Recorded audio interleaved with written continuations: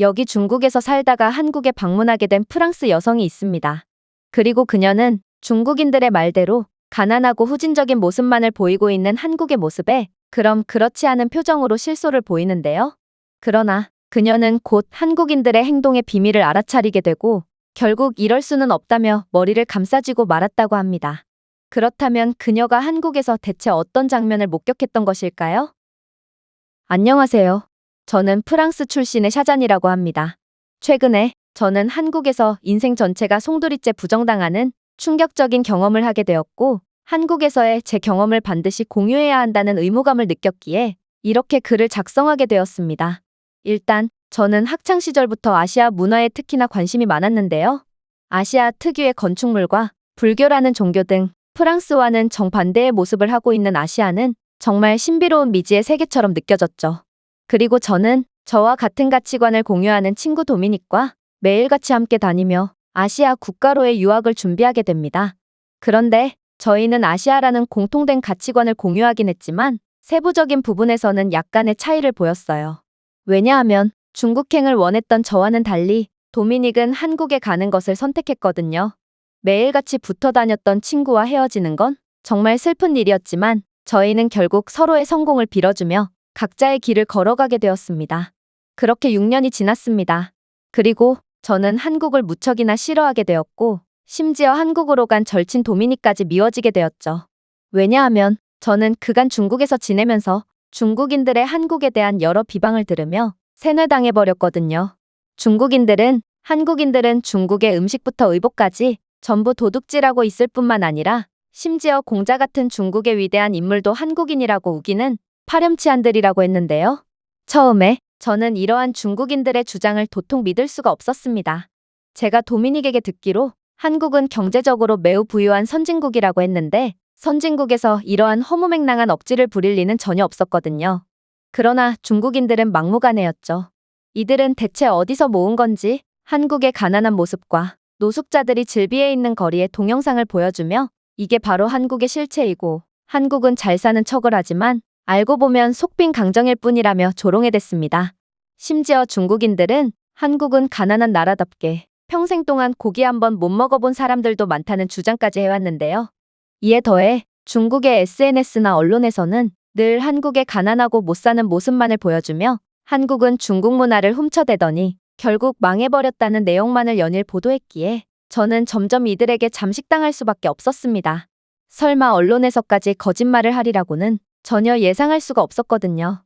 그렇게 저는 한국에 가지 않은 것은 신의 한 수라며 안도의 한숨을 내쉬었고 한국을 선택한 도미닉은 지옥 같은 한국에서 결국 한국인들처럼 뻔뻔하고 이기적으로 변해버렸겠거니 하며 점점 잊어갔습니다. 그렇게 저는 대학교 졸업 후 중국 최고의 언론사에 입사하게 되었습니다. 월급은 70만 원이었고 저는 생각보다도 더욱 터무니가 없었던 월급에 당황할 뿐이었죠. 그렇게나 중국은 세계 최고의 경제대국이라는 둥, 이제는 미국도 추월한 지 오래라는 둥, 연일 중국을 홍보하던 언론들이었지만 그러한 세계 최고의 경제대국의 메이저 언론사치고는 너무나도 형편없는 월급이었거든요. 그러나 제 선배들은 그래도 한국보다는 훨씬 낫다며 한국은 그러한 일자리조차 없을 정도로 망해버린 국가로 중국 돈 70만 원은 한국에서 1년은 생활비로 쓸 수 있는 큰돈이라며 위로 아닌 위로를 건네더군요. 도대체 중국인들은 왜 하나같이 한국을 걸고 넘어지는지 모르겠으나 그저 세뇌당한 상태였던 저는 그런가 보다 하며 자기 위안을 삼을 뿐이었습니다. 그러다 저는 뜻하지 않은 연락 하나를 받게 되었습니다. 그건 한국에 있는 도미닉의 연락이었는데요. 그녀는 자신이 취업을 했다며 오랜만에 얼굴이나 보지 않겠냐는 제안을 해오더라고요. 사실 저는 후진적인 한국에 갈 생각은 추호도 없었지만 도미닉에게 제 궁핍한 생활을 보여주고 싶지는 않았습니다. 제가 받는 70만 원이라는 월급으로는 월세조차 낼 수 없었고 도미닉에게 제대로 된 음식조차 대접해 줄 수 없었거든요. 그래서 저는 제가 직접 한국으로 가겠다는 말을 건넸습니다. 아무래도 한국은 가난하고 물가도 매우 저렴한 국가기에 제가 받는 중국 돈 70만 원이라는 월급은 한국에서 700만 원 혹은 7천만 원의 가치를 지닐 것이 분명했거든요.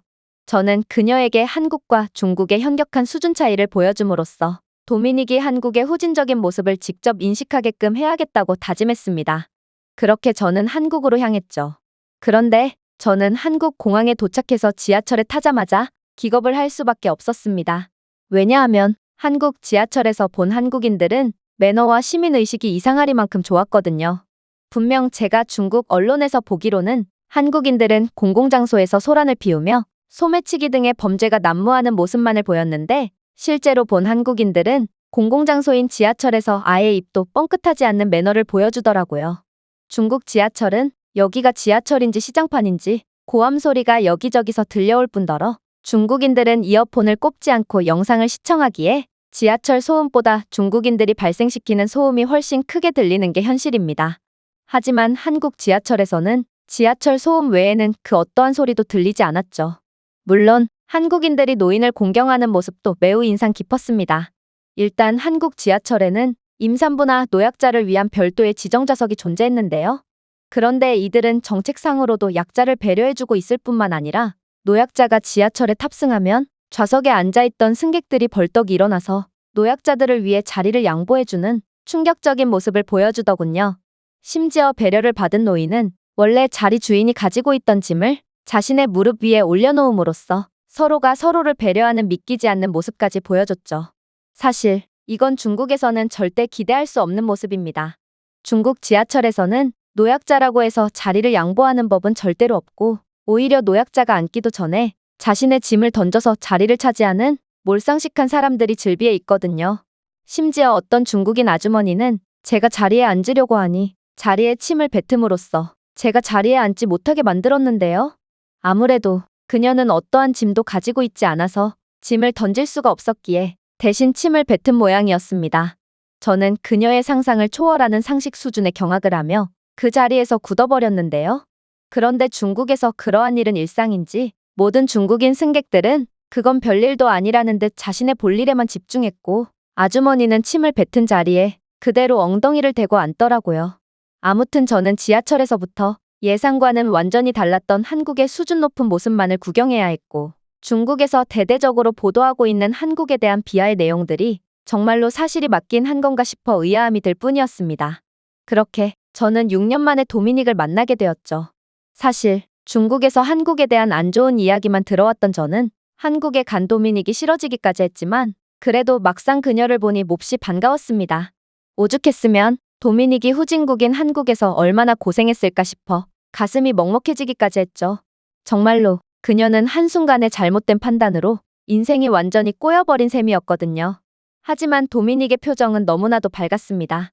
오히려 프랑스에서 있을 때보다 훨씬 평온해 보였고 아무래도 그녀는 한국에서의 삶을 진심으로 만족해하는 것 같았습니다. 저는 도대체 도미닉의 만족감의 근원이 무엇인지 궁금했고 그렇게 그녀와 더 깊은 이야기를 나누기 위해 카페로 향했습니다. 그런데 도미닉은 벼랑간 충격적인 돌발 행동을 하는 거 아니겠어요? 저는 그저 싸구려 카페에서 대화나 잠깐 나눌 생각이었지만 도미닉은 무려 스타벅스에 들어갔기 때문입니다. 저는 그녀가 드디어 미쳐버렸나 싶어 기겁을 할 뿐이었습니다. 스타벅스는 중국인들에겐 너무나도 비싼 카페였거든요. 사실 중국 경제가 한창 잘 나갔을 때는 스타벅스에 들어가려면 줄까지 서야 했을 정도로 매우 인기가 많은 카페였습니다. 하지만 전 세계적인 경제 위기 속에 중국은 직격탄을 맞아버렸고 결국 지금의 중국인들은 스타벅스 커피는커녕 한 잔에 1,000원 하는 커피도 손을 벌벌 떨며 마시곤 하죠.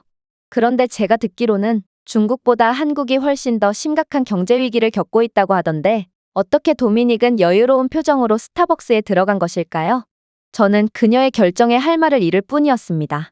심지어 도미닉은 커피 2잔과 함께 디저트 2개까지 호기롭게 주문하더니 전혀 망설이는 기색도 없이 자신의 카드를 내밀었는데요. 그렇게 영수증에 찍힌 금액은 제 중국에서의 며칠 동안의 생활비 정도 되는 큰돈이었기에 저는 도미닉이 무슨 자신감으로 커피 한 잔에 이렇게나 큰돈을 쓰는 건지 납득이 가지 않았습니다. 그래서 저는 중국 언론에서 봤던 대로 한국은 전 세계적인 경제 침체 속에 허덕이며 엄청난 실업률로 고생하는 거 아니었냐며 거의 쏘아붙이듯 물어봤는데요. 그러자 도미닉은 피식 웃더니 이내 놀랄만한 이야기를 해오기 시작하더군요. 글쎄, 물론 한국도 전 세계적인 위기를 피해갈 수는 없었지만 그래도 한국은 몇몇 양질의 일자리만 부족하지 전체적으로 봤을 때는 크게 힘들어지진 않은 것 같은데? 아무래도 한국은 경제구조가 탄탄한 선진국이니 이런 일로 크게 휘청이지는 않는 것 같아. 저는 중국에서 한국인들은 잘 사는 척 허세를 부릴 뿐이라는 이야기를 수차례나 들었기에 그녀가 제 앞에서 허세를 부리고 있는 거라고 생각했습니다. 그러나 도미닉은 이내 더욱 충격적인 이야기를 해주었죠. 왜냐하면 그녀가 한국에서 받는 월급은 제 5배가량이었거든요. 심지어 도미닉은 선천적으로 다리가 불편한 장애를 앓고 있는데요.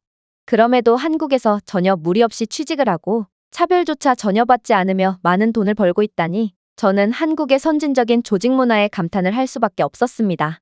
중국에서는 장애인 차별이 몹시 심해서 다리가 불편한 도미닉의 경우에는 취직 자체가 안 될 것이 분명했거든요. 이쯤 되자 저는 오히려 중국인들이 한 말들이 전부 거짓말이라는 것을 눈치채기 시작했고 모든 면에서 중국을 압도하는 한국의 모습에 기가 죽어버렸습니다.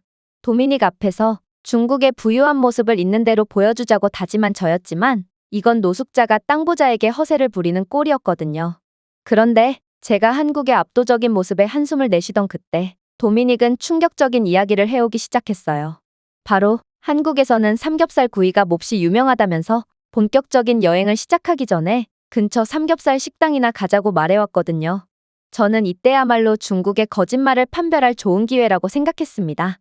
중국인들의 말대로라면 분명 한국인들은 고기 먹을 돈이 없어서 물건을 훔쳐서 고기를 사 먹는 수준이고 심지어 평생을 살면서 고기를 단 한 번도 못 먹어본 사람들이 널려 있다고 했거든요. 또한 저는 삼겹살은 중국의 대파 돼지고기 요리가 기원인 음식이라고 알고 있었기에 뭔가 한국의 삼겹살집에 가본다면 모든 진실이 가려질 것만 같았습니다. 그리고 그렇게 도착한 삼겹살집에서 저는 경악을 금치 못하고 말았죠.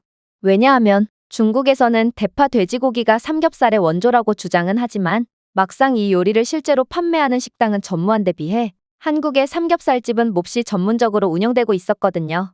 삼겹살 요리 하나만을 위해 불판과 연기를 빨아들이는 별도의 장치까지 구비해두고 있었고 심지어 셀프바 시스템을 이용해서 손님들이 자유롭게 반찬이나 쌈들을 가져다 먹을 수 있도록 해둔 상태였죠.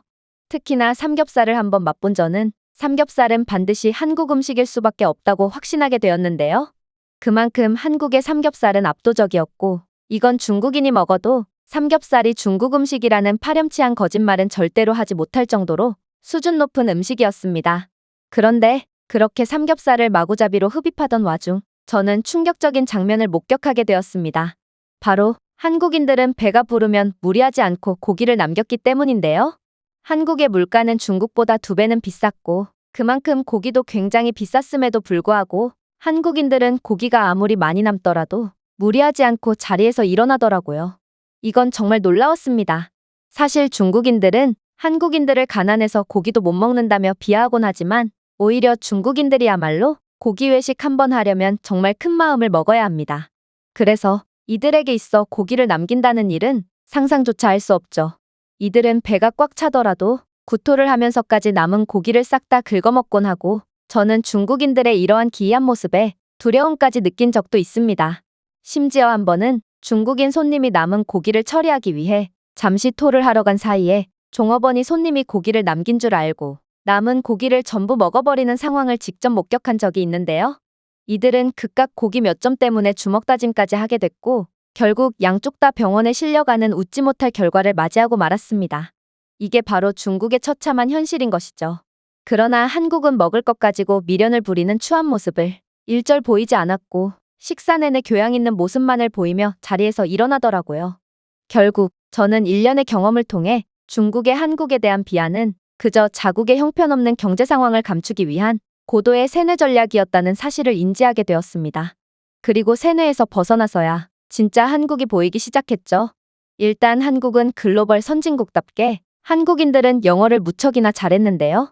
저희는 기차역으로 향해야 했는데 도미닉은 한국에서 6년이나 살았음에도 길을 잃어버리고 말았고 결국 저희는 미아가 되어버리고 말았습니다. 그런데 저희의 당황하는 표정을 본 한국인 중년 남성은 유창한 영어를 구사하며 도움이 필요하냐고 물어오는 거 아니겠어요? 심지어 한국인 아저씨는 저희를 기차역까지 직접 데려다주는 놀라운 친절까지 베풀어줬기에 저는 정말 기겁을 할 수밖에 없었습니다. 중국에서는 영어가 가능한 사람을 일절 찾아볼 수 없고 이런 식으로 압도적인 호의를 베풀며 남을 도와주는 경우도 절대로 찾아볼 수 없거든요. 저는 이러한 놀라운 친절을 정말 오랜만에 겪었고 이 남성이 돈을 목적으로 저희에게 친절을 베푸는 건가 싶어 지폐를 내밀어 보기도 했는데요. 그런데 이 한국인 아저씨는 이러한 제 행동을 이해조차 못하겠다는 듯 어리둥절한 표정을 짓더니 이내 뒤도 돌아보지 않고 갈 길을 가버리더군요. 아무래도 중국과는 달리 한국에는 이러한 호의를 베푸는 문화가 널리 퍼져 있는 모양이었습니다. 물론 기차역은 전부 키오스크를 통해 편리하게 모바일표 발권을 할 수 있다는 점도 흥미로웠습니다. 사실 중국은 이러한 키오스크 인프라가 잘 되어 있다고 홍보를 하고 있지만 현실은 대도시 몇몇만 보여주기식으로 설치되어 있는 게 전부고 나머지 도시에는 영어도 못하는 불친절한 직원이 모든 일을 처리하고 있죠. 하지만 한국은 진정한 선진국답게 이러한 최신 인프라가 어디에나 깔려 있었습니다. 물론 저는 기차에 탑승해서도 놀라운 경험을 이어나갈 수 있었습니다. 저희는 역방향 기차 좌석에 앉게 되었는데 저희 맞은편에 앉은 한국인 노부부는 유창하진 않지만 또박또박한 발음의 영어를 구사하며 저희를 반겨주었거든요. 이들은 사이다와 삶은 달걀, 그리고 과자 등을 나눠주시며 저희와 소통해주셨고 저는 한국인들의 높은 교육 수준에 놀라는 한편 이들의 믿기지 않는 친절에 눈시울이 붉어지고 말았습니다. 중국에서 남이 공짜로 음식을 주는 경우는 물건을 털기 위해 수면제가 든 음식을 주는 경우밖에 없거든요. 저는 한국에서는 어딜 가든 놀라운 호의를 받을 수 있고 최첨단 인프라와 교양 있는 사람들을 만나며 삶을 윤택하게 살 수 있다는 점에 큰 감명을 받았습니다. 그리고 이러한 천국 같은 나라를 경험하니 중국에서 6년이라는 시간을 보냈다는 것이 뼈에 사무칠 정도로 아깝다는 생각이 들어 눈물을 흘리고 말았죠.